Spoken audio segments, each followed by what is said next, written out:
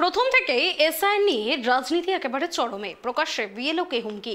এবার রীতিমতো উত্তর চব্বিশ পরগনা বসিরহাট মহকুমার সন্দেশখালীর বয়ারবাড়ি এলাকার বিএলও কর্মীকে হুমকির ঘটনায় চাঞ্চল্য। এই ঘটনার অভিযোগ তৃণমূল কর্মীর বিরুদ্ধে। জামিরুল ইসলাম মোল্লাকে গ্রেফতার করেছে পুলিশ। রবিবার তাকে বসিরহাট মহকুমা আদালতে তোলা হয়। উত্তর চব্বিশ পরগনার বসিরহাট মহকুমার সন্দেশখালীর বয়ারমারি এলাকায় সম্প্রতি উত্তেজনা ছড়িয়েছে। অভিযোগের ভিত্তিতে গ্রেপ্তার হওয়া জামিরুল ইসলাম মোল্লাকে রবিবার বসিরহাট মহকুমা আদালতে তোলা হয়। স্থানীয় সূত্রে জানা যায়, তার বিরুদ্ধে ওঠা অভিযোগে উল্লেখ রয়েছে তিনি অভিযুক্ত নেতা শেখ শাহজাহানের অনুগামী বলে দাবি করা হচ্ছে। এদিকে নির্বাচনী প্রক্রিয়া ঘিরে নতুন করে বিতর্ক দানা বেঁধেছে। অভিযোগ, এসআইআর ফর্মে কয়েকজন উপভোক্তা ভুল তথ্য পূরণ করলে সংশ্লিষ্ট বুথ লেভেল অফিসার তা গ্রহণ করতে অস্বীকৃতি জানান। তখন নাকি বিএলওদের ওপর চাপ ও হুমকি সৃষ্টি করার অভিযোগ ওঠে। বিএলও দীপক মাহাতো দাবি করেন, জামিরুল ইসলাম মোল্লার 3 ছেলে সালাউদ্দিন গাজী, মুছা গাজী এবং ইছক গাজী 2002 সালে তথ্য অনুযায়ী ভুল তথ্য প্রদান করছিলেন।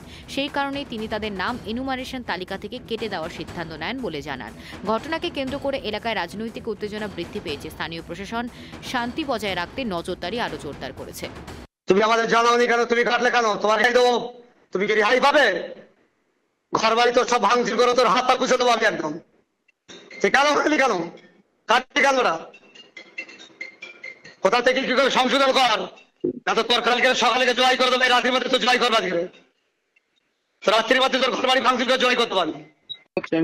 হ্যাঁ স্যার, বলছি একজন ফর্ম ফিল আপে ভুল থাকাতে ওনার লিঙ্কেজ পাচ্ছিলাম না। ওনার বাবা ঠাকুরদা, ওনার বাবা হচ্ছে ঠাকুরদা সম্পর্ক দেখাচ্ছেন, এবার তার ছেলে। আমি লিঙ্কেজ পেলাম না, তাই ওদেরকে বললাম যে এইভাবে করো।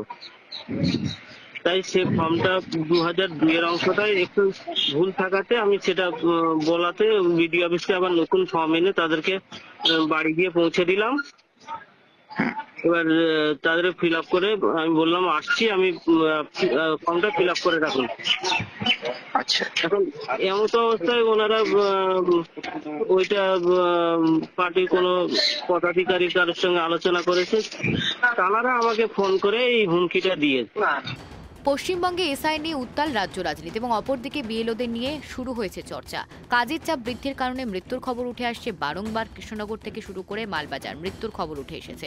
এই ঘটনায় খোদ সরব হয়েছিলেন মুখ্যমন্ত্রী, কিন্তু এরই মাঝে দেখা গেল আবার বসিরহাটে বিএলওকে হুমকি দেওয়ার অভিযোগ উঠল তৃণমূলের দিকে। দেখুন, এই বিষয়ে বিস্তারিত এই মুহূর্তে বলতে চাই না, দলীয় সূত্রে আমাদেরকে খোঁজ নিতে দিন। তবে সাধারণ জ্ঞানে এতটুকু কথা এখনই বলতে পারি যে নির্বাচন কমিশনের তত্ত্বাবধানে বর্তমানে যে সমস্ত বিএলওরা কাজ করছেন, তাদের মধ্যে একাংশ এমনও আছেন যারা তাদের কাজে অতি সক্রিয়। মানে উদ্দেশ্য হচ্ছে এরকম যে বিজেপি শাসিত কেন্দ্রীয় সরকার, যাদের মূল উদ্দেশ্য হচ্ছে সাধারণ মানুষকে হেনস্থা করা, তারা বিজেপির দালালের মতো কাজ করছে। আর আপনারা অতি অবশ্যই জানেন যে আমাদের জননেত্রী মমতা বন্দ্যোপাধ্যায়, আমাদের সেনাপতি অভিষেক বন্দ্যোপাধ্যায় তৃণমূলের সমস্ত স্তরের কর্মী নেতৃত্ব সকলকে কিন্তু এই মুহূর্তে সাধারণ মানুষের পাশে থাকার বার্তা দিয়েছেন। বিএলও হুমকির ঘটনায় শাসক শিবিরকে পাল্টা কটাক্ষ করেছে বিরোধী দল। দেখুন, এ কেবল সন্দেশখালীর বয়ারমারির ঘটনা নয়, অনেক জায়গা থেকেই খবর আসছে যে তৃণমূল কংগ্রেস নেতারা বিএলওদের উপর চাপ সৃষ্টি করছেন এবং তাদেরকে মানসিকভাবে বিপর্যস্ত করার চেষ্টা করছেন যখন তারা নির্বাচন কমিশনের নিয়ম রীতি মেনে এই এসআইআর প্রক্রিয়া সম্পন্ন করার চেষ্টা করছেন। দিকে দিকে যে বিএলওদের অসুস্থ এবং চরম পরিণতি, তার জন্য দায়ী মূলত তৃণমূল। সন্দেশখালীর বয়ারমারি এলাকায় ঘটনাটি আপাতত প্রশাসনের নজরদারির মধ্যে রয়েছে। অভিযোগ পাল্টা অভিযোগ এবং ভোটার তালিকার সংশোধনকে কেন্দ্র করে যে উত্তেজনা তৈরি হয়েছে তা আদালতের পরবর্তী সিদ্ধান্ত ও তদন্তের অগ্রগতির উপরেই নির্ভর করছে। স্থানীয় বাসিন্দাদের মধ্যে স্থিতিশীলতা বজায় রাখতে প্রশাসন সতর্ক অবস্থানে রয়েছে। পুরো ঘটনার সঠিক সত্যতা ও দায় দায়িত্ব আইনগত প্রক্রিয়ার মাধ্যমেই নির্ধারিত হবে। বসিরহাট থেকে সিরাজুল মিস্ত্রির রিপোর্ট, কেটিভি বাংলা।